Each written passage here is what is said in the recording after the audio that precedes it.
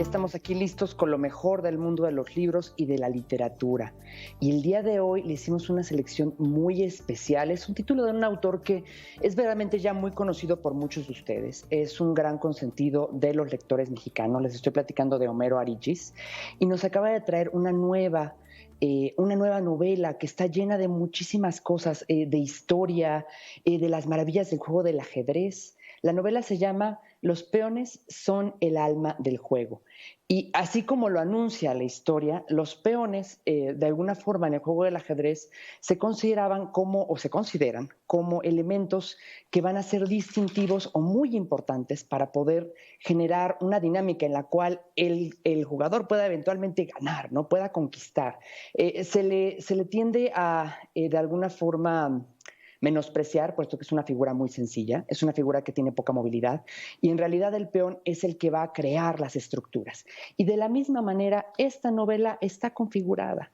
Hay un personaje, Alejandro, que es el que desde un inicio va a guiarnos y nos va a enseñar tanto las maravillas del juego del ajedrez como las maravillas del México del siglo XX. Y les estoy hablando, por ejemplo, de todo el universo que hay en el entorno intelectual de la época. Vamos a ver de repente la narración a Juan José Arreola, uno de nuestros grandes narradores y escritores mexicanos, que también se caracterizó por ser el eje de muchos de estos círculos culturales de la época en medio de la narración. Va a haber un pasaje en el cual, por ejemplo, nos van a platicar qué pasó el día en que murió Frida Kahlo, lo cual me pareció muy bello, puesto que nunca vamos a escuchar la voz de Frida Kahlo y de los personajes característicos siempre de este tipo de anécdotas que son tan pintorescas de la cultura mexicana, pero sí nos van a dar algo más de la información de qué es lo que estaba pasando en ese momento, tanto en lo político como en lo social y, por supuesto, hacia adentro de cada uno de los personajes. Pero bueno, ya saben que es una tradición que tengamos aquí a los escritores y tenemos el gran gusto de contar hoy con Homero para poder conversar un poco. Homero, ¿cómo te encuentras el día de hoy? Muy bien, ¿me oye bien? Te escucho perfectamente y muchas gracias por darte tiempo de estar aquí con nosotros en Central FM. Es un placer. El placer es verdaderamente nuestro. Mira, Homero, ahorita ya di un pequeño, muy superficial esbozo de qué trata la novela, pero ¿podrías también tú compartirnos más sobre cómo configuraste este maravilloso texto que nos da una ventana hacia el mundo intelectual del siglo XX en México, la vida política, la vida social? ¿Cómo fue la escritura de esta novela? Bueno, mire, fue un proyecto literario que resume las experiencias de toda una vida. Desde que yo era un poeta joven que llegó a la Ciudad de México a los 18 años y empezó a escribir, llegó al Centro Mexicano de Escritores, empezó a conocer a Arreola, a Rulfo y a otros escritores de ese periodo en el Centro Mexicano de Escritores, porque gané una beca en 1958, y eso abrió una puerta al medio literario de ese tiempo, que era muy activo. Estaban en plena producción de literaria Juan Rulfo, Juan José Arreola, Octavio Paz, y también venían escritores jóvenes, y también había una gran efervescencia en el arte plástico, en la arquitectura, en el cine, aún en las canciones populares, y la Ciudad de México se estaba convirtiendo pues casi en una capital de la cultura en habla española. Por supuesto que lo era, ¿no? Dígame. Claro, ¿no? Y lo sigue siendo. En verdad, creo que tenemos un gran privilegio nosotros como lectores de poder contar con esta narración que viene directamente también de un testimonial de tu pluma. Platícanos también, por favor, que creo que es muy interesante y va directamente con el nombre de la novela. ¿Hay algún interés particular tuyo con el ajedrez? ¿Por eso está incorporado dentro de la narración o fue una fascinación encontrada después? Porque yo jugaba ajedrez desde los 12 años.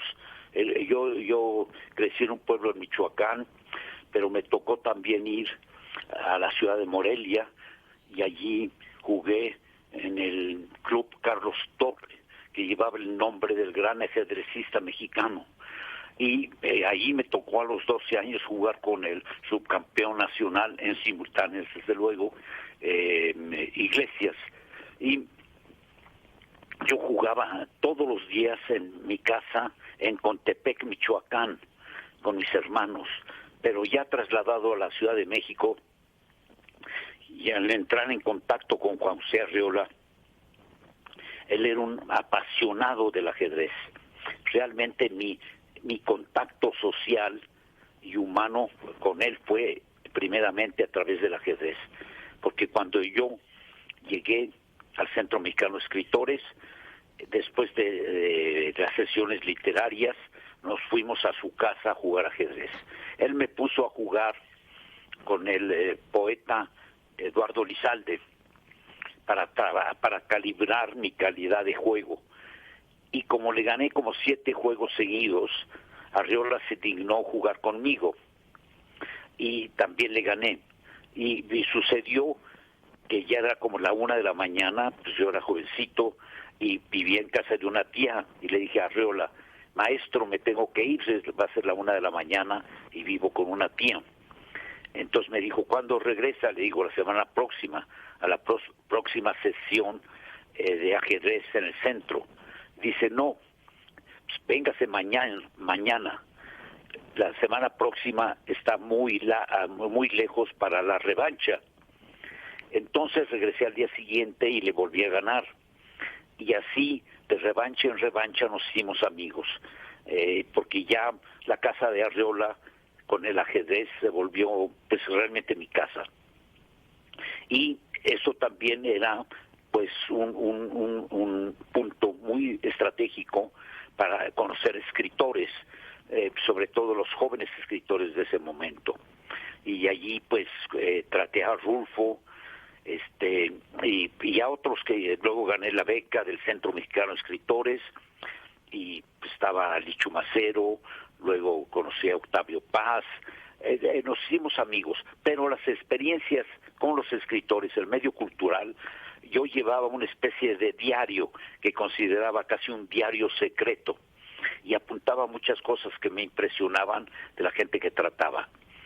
Desde luego, esta novela revela muchas cosas privadas de muchos escritores, desde Juan Rulfo, Arriola, Octavio Paz, Elena Garro, Pita Amor, la misma Nahu Yolín, y luego toda esa experiencia literaria se trasladó a un centro de reunión que empezó a ser frecuentado en esos días, que fue la zona rosa, que pues ahora se ha convertido casi en la zona roja, pero en ese tiempo era un centro de encuentro de escritores. Iba Luis Buñuel, García Márquez, y muchos poetas y pintores jóvenes, y el Café Tirol es un café histórico por la gente que iba, y desde cantantes, actores, iba desde Anabela Arbenz y Chabela Vargas, que eran frecuentes visitantes del Café Tirol y de la zona rosa, porque la zona rosa era una zona social dentro de la Ciudad de México, y estaba perfectamente ubicada a fines de los 50, comienzos de los 60, y venían hasta los poetas beatniks, venían escritores exiliados o visitantes de Sudamérica. Entonces fue para mí una gran experiencia, y los peones son el alma del juego. Es una frase del gran maestro de ajedrez francés que se llamó Philidor. Entonces yo, pues en mi estrategia lúdica, era muy hábil para imponer o derrotar a mis contrincantes con la tumba de Philidor. De hecho, una de las secciones del libro se llama La tumba de Philidor, que es un movimiento de piezas clásicas, claves en la historia. Y precisamente allí llegaron Tigran Petrosian, los trajo Arriola, Paul Keres, que era el campeón mundial de ajedrez y el subcampeón mundial. Y para mí el ajedrez se convirtió en una metáfora de la vida. Es una tradición histórica que muchos grandes poetas como Marc Ayam han dicho que el ajedrez es como la vida. Y yo mismo cito ahí a Cervantes. En esas relaciones del ajedrez, los seres humanos como piezas de ajedrez que salen, viven un momento y luego regresan a la oscuridad después del juego. Homero, en verdad creo que es un privilegio poder contar todavía con ese tipo de narraciones que son anécdotas de la Ciudad de México, de toda la vida, de todo lo que estaba en ese momento fluyendo, que hoy en día ya vemos con un poco de nostalgia. Muchas gracias por compartirlo con el público lector. La ciudad se nos salió del control. En ese tiempo todavía era humana, era caminable.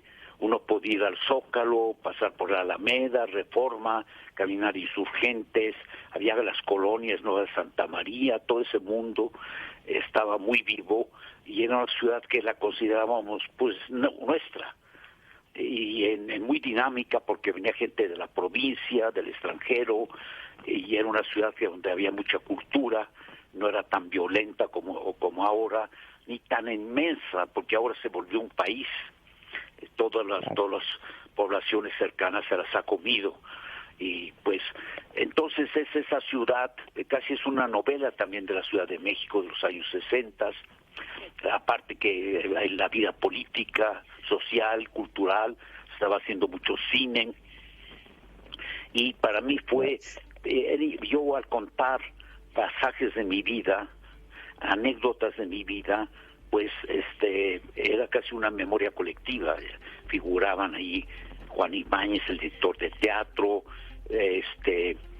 Chabela Vargas andaba allí, Anabela Arbenz, la hija del derrocado presidente de Guatemala, pero yo al hablar de estas figuras me propuse algo muy importante, no autocensurarme, porque ese tipo de memorias que echan a perder la autenticidad y la veracidad de lo que uno vive.